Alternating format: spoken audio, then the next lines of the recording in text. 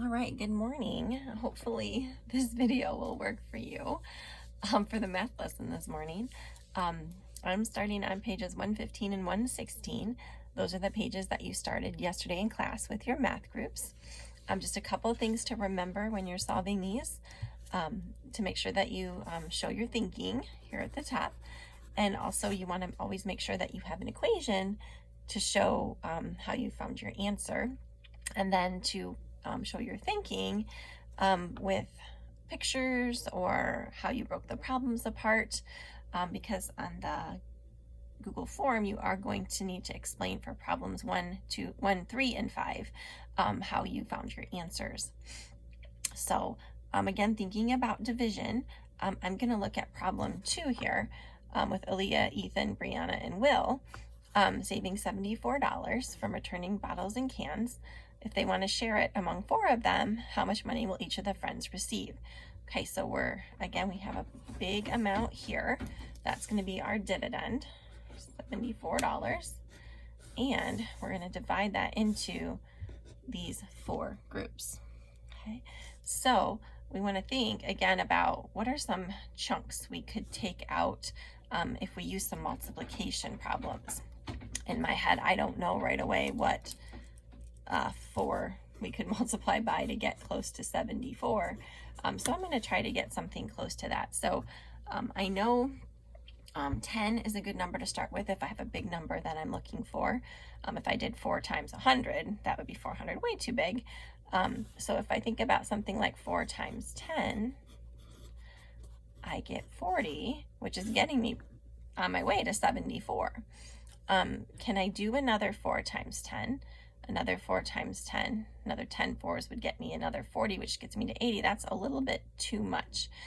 So maybe I'm going to take a smaller chunk next time. 5s are another good way to multiply. That's pretty easy.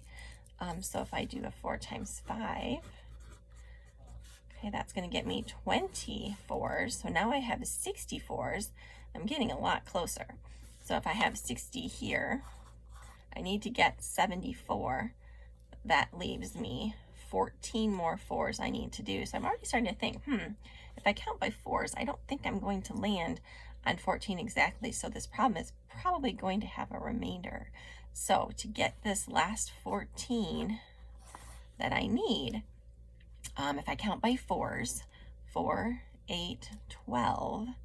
Okay, so 3 4s gets me to 12. That's pretty close. If I do one more 4, 4 4s is 16. That's too many. So it looks like I need 3 more 4s will give me 12. And now I have 72 altogether. So I can get, that's as close as I can get to that 74 without going over. So I'm going to need 2 more. I have these 2 extra dollars, okay, that I can't give $1 to each person. So each person's going to get this $72, but the $2, we've been doing some creative things with the extras. We could give it away, we could give it to charity, we could save it, but dollars are pretty special because we can break those apart.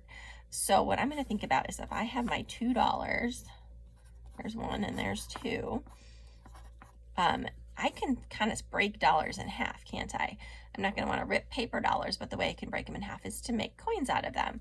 So half of $1, again, is 50 cents, 50 cents, 50 cents, and 50 cents.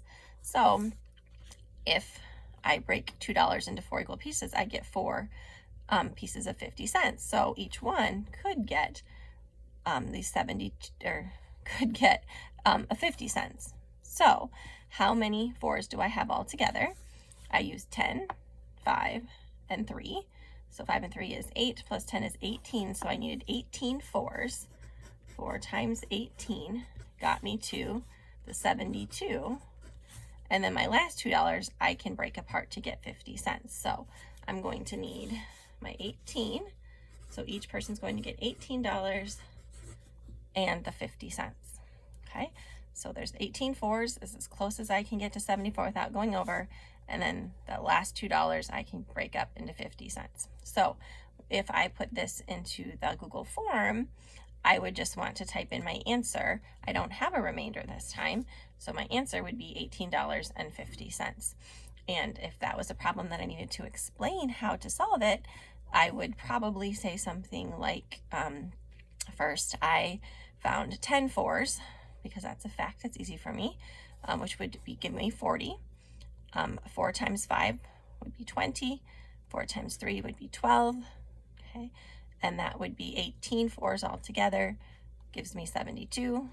The last $2 I divided into 4 and got 50 cents. So in your explanation, you can basically tell me the small problems that you broke it into, and then you can tell me what you did with the extras. Okay, if you have any questions on any of these, make sure that you just send me an email and I'll be happy to help you. Don't forget, on problem number 5, we're going to be looking for a drawing for the problem. So this is a really good explanation for 1, 2, 3, and 4. But when we get to this problem here, okay, this is where we have to have that drawing. But it's kind of nice because this problem does have to do with a building. Okay, so we want to show maybe the heights of buildings. So buildings are nice and tall. So we want to think about Marisol's house. And then this tallest building, okay? The tallest building is 115 feet tall. So I might just want to represent that with a big building like this and label it 115 feet, okay? And it says it, so that would be this building is 5 times taller than Marisol's house. So is Marisol's house going to be 5 times taller than the tallest building, or is this going to be 5 times taller than her house? Okay, so I want to think about what the problem is asking and then see how many houses we would stack up to equal that tall building, and then we would have to do some division. Okay, so again, on this one, just tell me what you drew and how it helped you think about the problem and make sure that you got the right answer. All right, so I'm thinking, I'm going to turn the page to page 117. This might be the trickiest page for most of us today because it's been a little while since we've done factor pairs. So if you want to pause the video or maybe watch the whole video and then go back and do page 115 and 116, or but I'm going to move on to page 117 and then you can go back and finish the other ones. So page 117, factor pairs. If you remember, we found factors couple months ago, but in your math notebook, which hopefully you brought home, you have this chart that we made. If you check your table of contents, it should tell you what page you put the chart on. Mine was in the back on page 133, so yours is probably near the back of your book. So you're going to want to find this to help you remember what numbers are going to be factors of other numbers. So if we look at this first problem, the first problem we're looking at the number 36. Okay, so if we want to find if number's a factor of 36 and we work through our chart, okay, I'm going to put 36 onto my chart. That's the problem I'm thinking about. And I start with 1. Okay, is 1 a factor of 36? Yeah, yes, always. 1 is always a factor. So I'm going to go back to my box here. And 1 times what is going to give me 36? Well, that would be 36. Okay. Then I'm going to think about the number 2. Okay, is 2 a factor of 36? Well, my question is it even? Okay, 36 ends in a 0, 2, 4, 6, or 8. Yep, it does. It ends in a 6. So it is even. Okay, so if it's even, 2 is a factor. Great. 2 times what? Okay, so 2 times what is 36?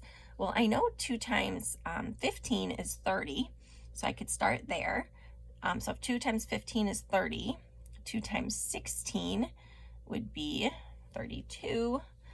2 times 17 would be 34.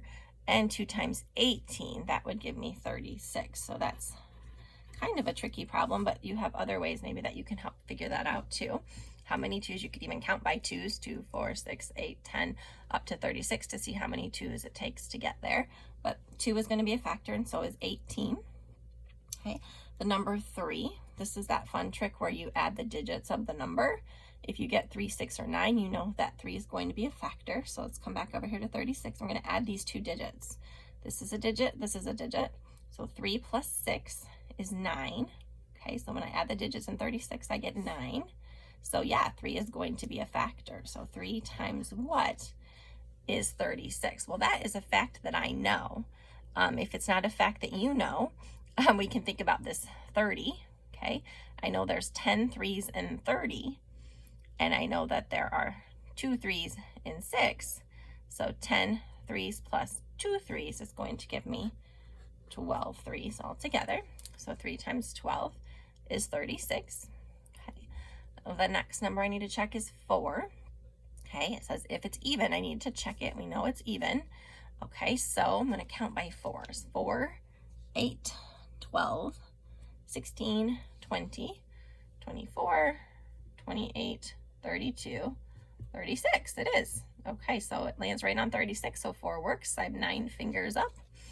So 4 times 9 is going to give me 36. All right, so I have a few numbers left to check between 4 and 9. I still need to check 5, 6, 7, and 8, because those are the numbers left in between there. So 5, if it doesn't end in a 5 or a 0, 5 doesn't work. This ends in a 6, so that's a no. All right, it says if it's even, I need to check it for 6, okay? So 6, that's 12, 18, 24, 30, 36. All right, so there are 6 6s and 36, so that does work. And that, my friends, 6 times 6, we know that's a square number, okay? And then there can't be any more factors because there's no numbers left to try between 6 and 6. So the number 36 has 1, 2, 3, 4, 5 factor pairs. In the example, they already told us about this one, but we can list these other 4. Okay, so I'm going to move my book a little bit. So I have 1 times 36. I have 2 times 18. They already have 3 times 12, 4 times 9, and 6 times 6. Okay, so this one had 5 factor pairs altogether. If you have really good eyes, you might have noticed I had a little 4 here. That meant we need to find 4 more factor pairs for 36. I've given you a little hint for some of the others. I went through and did a quick count. I'm pretty sure I'm right about all these, but I think that you're going to come up with 4 factor pairs for 30, if you want to put a little 4 down in the corner on 30. For 40, you're going to also come up with 4 factor pairs if you find them all. For 48, there's going to be 5 pairs, if you want to put a little 5 in that box. For 60, there's going to be 6 pairs. And for 72, there's going to be 5 pairs. Okay, so I'd really like to see you challenge yourself and try to find all of those factor pairs using your chart. If you're having a little trouble, okay, at the very minimum, I would like you to find at least 3 pairs for each set. So we're going to write up here at least 3 pairs. Okay, and since we already know that there's 1 factor that works for all of them, that leaves 2 that you have to find on your own. Okay, so try hard to find as many as you can, but at least make sure you have 3 pairs for each box. Okay, down here at the bottom, I think the trickiest part here might be thinking about, again, that word product, but we've been working on the different words for answers to problems. So product is going to be the answer. These are all for multiplication problems. So product is the answer to a multiplication problem. So you're going to want to solve those problems or think about them and decide, is 8 7s, 9 6s, 10 5s, or 11 4s, which one has the greatest product? And you kind of notice a pattern with the numbers here. So a really good math kind of number talk to do for yourself today would be, before you solve these problems, think about it. Okay, which one do you think is going to be bigger? And then after you solve them, see if you were right. And then think about kind of, what does that say mathematically? Like, this 11 is a lot bigger number than both these numbers. Does that mean this answer is going to be bigger? Or because both of these numbers are bigger, does that make this product bigger? So think about what happens as one number goes down and the other number goes up. Do we end up getting bigger numbers or smaller? So kind of do some math puzzling out in your brain today. So that's it. When you have this page done, you do not need to record this onto a Google form. We'll look at that one back in school, but make sure that when you finish 115 and 116, there is that Google form in math make sure you fill that out and share your answers with me and how you solved a few of those problems.